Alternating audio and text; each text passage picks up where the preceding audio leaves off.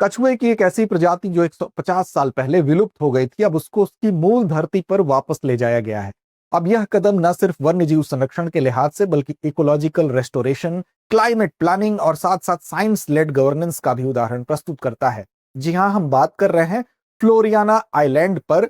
जो कछुए विलुप्त हो गए थे, अब उनको 150 साल बाद फिर से वहां पर इकोलॉजिकल रेस्टोरेशन के तहत वहां पर छोड़ा गया है। 20 फरवरी की वो तारीख है जब यहाँ पर 158 कछुओं को छोड़ा गया है। तो आइए समझते हैं इन सभी तथ्यों को और जानते हैं परीक्षा के लिहाज से आपके लिए क्या महत्वपूर्ण है।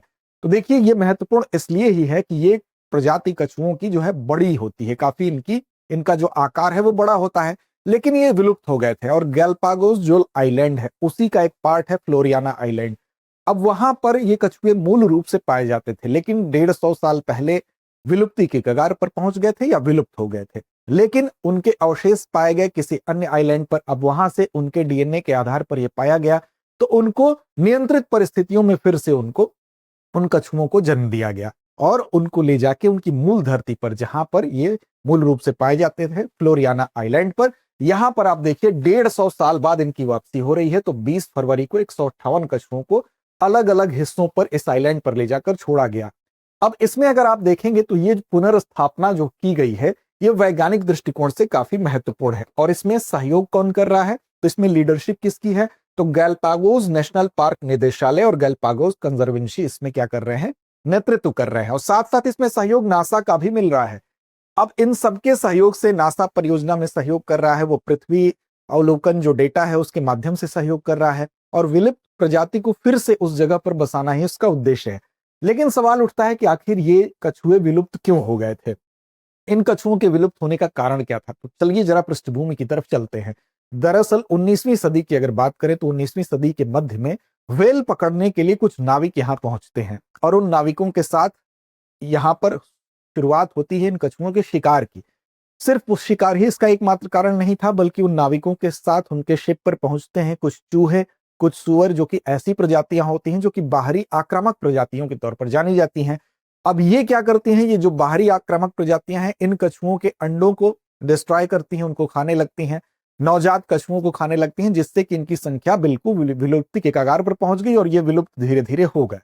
इसका इंपैक्ट क्या हुआ, इसका इंपैक्ट ये हुआ कि इस आइलैंड पर बेसिकली ये कछुए क्या करते थे कि जो वनस्पति वहां का पैटर्न था वो प्रभावित हुई, क्योंकि ये वनस्पतियों को, घास को चरते थे और इस घास को खाने की वजह से यहाँ पर घास कंट्रोल होती थी, झाड़ियों के बीच से रास्ता बनता था।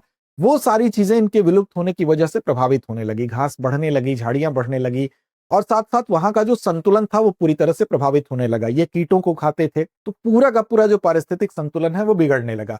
बीजों को एक जगह से दूसरी जगह पहुंचाने का भी काम करते थे। अब इसका असर ये हुआ कि जो इजाबेला आइलैंड है वहां से तो ये विलुप्त हो गए, जहां से फ्लोरियाना आइलैंड की हम बात कर रहे हैं। अभी फिलहाल की बात करें तो इजाबेला आइलैंड जो कि उसी द्वीप समूह का एक अन्य हिस्सा है, वहां पर कुछ वुल्फ वोल्केनो के पास में वहां पर देखा गया है कि कुछ जीवित कछुए ऐसे थे जिनमें डीएनए पाया गया फ्लोरियाना वंश का। फ्लोरियाना वंश के जो कछुए थे उनका जीन वहां पर पाया गया। अब यहां पर नियंत्रित परिस्थितियों में फिर से प्रजनन शुरू किया गया और उस प्रजनन का परिणाम यह था कि फ्लोरियाना पारिस्थितिक पुनर्स्थापना योजना, उसी योजना के तहत इसको शुरू किया गया। और आप देखेंगे उसी का परिणाम यह है कि इन कछुओं को फिर से ले जाकर, जब ये थोड़े से उस लायक हुए हैं तो उनको ले जाकर फिर से हम देख रहे हैं कि फ्लोरियाना आइलैंड पर छोड़ा गया है। कितनी संख्या है, तो 158 कछुओं को 20 फरवरी को द्वीप के अलग अलग हिस्से पे ले जाकर छोड़ा गया है।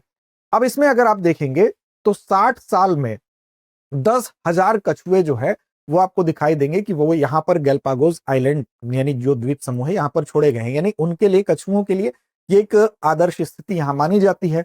और लक्ष्य ये है कि अगले कुछ वर्षों में जो यहाँ की 12 स्थानीय प्रजातियां थी, देशज प्रजातियां थी, उनको फिर से यहाँ पर पुनर्स्थापित किया जाए।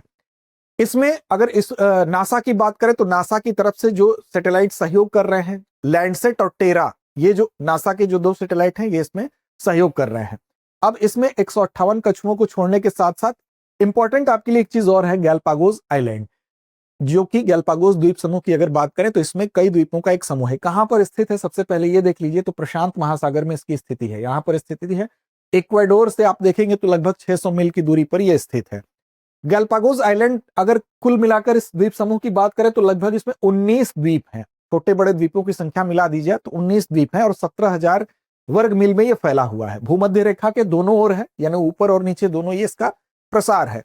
और ज्वालामुखी विस्फोट यहाँ पर बार बार होता रहता है, इसलिए यहाँ पर उबड़ खाबड़ पहाड़ी संरचना पाई जाती है। यहाँ पर कुछ द्वीप ऐसे हैं जो कि युवा द्वीप हैं, यानी कि बहुत पुराने नहीं हैं। इजाबेला और फर्नांडीना ऐसे द्वीप हैं जो कि यहाँ पर आप देख सकते हैं बहुत युवा है। इसके अलावा कुछ द्वीप पुराने भी हैं। 19 विशाल द्वीपों में अगर देखेंगे तो युवा में आप इजाबेला और फर्नांडीना का नाम ले सकते हैं। पुराने द्वीपों की बात करेंगे तो एस्पानोला द्वीप जैसे है वो पुराने द्वीप के अंतर्गत आता है। अब इसमें विशिष्ट और शुष्क जलवायु यहाँ पाई जाती है, यानी कि वर्षा कम होती है, कम आर्द्रता होती है, अपेक्षित तापमान वाली जो कुछ कम तापमान यहाँ पर होता है। तो इस प्रकार की जलवायु होती है कि यहाँ पर कछुए आराम से एडजस्ट भी कर सकते हैं। यहाँ पर जैव विविधता बहुत ज्यादा है और जैव विविधता के लिए यहाँ पर कुछ ऐसी प्रजातियां पाई जाती हैं जो विश्व में कहीं और नहीं पाई जाती हैं, यानी कि स्थानिक प्रजातियां यहाँ पर इसकी मूल विशेषता है। इसी बायोडायवर्सिटी की वजह से आप देखेंगे कि 1978 में 1978 में इसको यूनेस्को ने विश्व धरोहर स्थल भी घोषित किया था। और यहाँ पर विशाल गैलापागोस कछुआ और समुद्री इगुआना जैसे ऐसी प्रजातियां हैं, इस तरह की बहुत सारी प्रजातियां जो सिर्फ यहीं पाई जाती हैं। तो इसलिए एक विशेष जगह है। यहाँ के कई जीव दुनिया में और कहीं नहीं पाए जाते हैं। विशाल कछुए जो जिसकी हम बात कर रहे हैं, गैलापागोस कछुआ और समुद्री इगुआना यहाँ के सबसे प्रसिद्ध स्थानिक जीवों में जाने जाते हैं। अब यहाँ पर अनोखे गैलापागोस पेंगुइन भी है। याद रखिएगा, दुनिया की एकमात्र पेंगुइन प्रजाति है जो उत्तरी गोलार्ध में निवास करती है। तो इस तरह से प्रशांत महासागर का ये गैलापागोस जो द्वीप समूह है बेसिकली क्यों जाना जाता है, तो अपनी बायोडायवर्सिटी के लिए जाना जाता है। और इसी द्वीप समूह का हिस्सा है जिसकी हम बात कर रहे थे, चाहे वो फ्लोरियाना ज्वाइंट टार्टाइज का मूल निवास स्थान फ्लोरियाना द्वीप हो, या इससे पहले हमने इजाबेला आइलैंड की बात की, इजाबेला आइलैंड, और ये दोनों इसी के पार्ट है। तो इसलिए आपको इसको भी जानना चाहिए। और ये भी याद रखिएगा कि 1978 में यूनेस्को ने इसको विश्व धरोहर स्थल भी घोषित किया था, क्योंकि चाहे वन्यजीव हो या यहाँ की जो वनस्पतियां हो, दोनों कुछ श्रेणियों के अंतर्गत ऐसी प्रजातियां पाई जाती हैं जो स्थानिक हैं, सिर्फ यहीं पर पाई जाती हैं। अब देखिए, स्टूडियो फाउंडेशन कोर्स की बात करते हैं। दरअसल इस कोर्स की वजह से आप अपनी आगामी तैयारी 14 महीने के अंदर कंप्लीट कर सकते हैं, प्रीलिम्स से लेकर मेंस तक की। इस कोर्स में खास बात क्या है, तो सबसे खासियत इसकी यह है कि इसकी कीमत 24,999 के अंदर ही ये कोर्स आपको मिलता है। इस कोर्स में आपको 18 महीने तक इसकी वैलिडिटी रहती है। इसके अलावा इस कोर्स में और क्या क्या खास बात है, तो देखिए, हिंदी में भी उपलब्ध है, इंग्लिश में भी उपलब्ध है और इंग्लिश में भी उपलब्ध है। साथ साथ इसमें आपको क्लास टेस्ट जो होते हैं वो भी देने को मिलेंगे। 18 क्लास टेस्ट आप दे सकते हैं। पूरे 2 साल के करंट अफेयर को ये कोर्स कवर करता है, उसके क्लासेस का एक्सेस आपको देता है। साथ साथ करंट अफेयर्स की जो प्रिंटेड मटेरियल है वो भी दिए जाते हैं। तो अगर आप चाहते हैं कि अगले यूपीएससी के अटेम्प्ट्स लेना, समय आपके पास उतना ज्यादा नहीं है, तो ये कोर्स आपके लिए बेहतरीन है। क्योंकि इस कोर्स में मान लीजिए 24,999 के अंदर जो भी आपने पे किया, अगर इन फ्यूचर आप ऑफलाइन बैच में एडमिशन लेने आते हैं तो ये पूरी फीस वहां एडजस्ट कर दी जाती है, तो ये भी आपको लाभ है। इसके अलावा इस फीस में भी अतिरिक्त डिस्काउंट आपको मिलेगा अगर आप AMITABH अमिताभ कूपन कोड का इस्तेमाल करेंगे। इसकी लिंक आपको डिस्क्रिप्शन में मिल जाएगी। अब देखिए, अगर आप चाहते हैं अपनी तैयारी को बुनियादी स्तर से शुरू करना, अगर शुरुआत आपको बिल्कुल विस्तार से पढ़ना है, समग्र अध्ययन करना है, पूरे सिलेबस को विस्तार देना है, एक एक कॉन्सेप्ट को क्लियर करना है, तो उसके लिए आप जुड़ सकते हैं हमारे ISGS फाउंडेशन कोर्स से। 23 फरवरी से इसका बैच भी आरंभ हो रहा है करोल बाग शाखा से।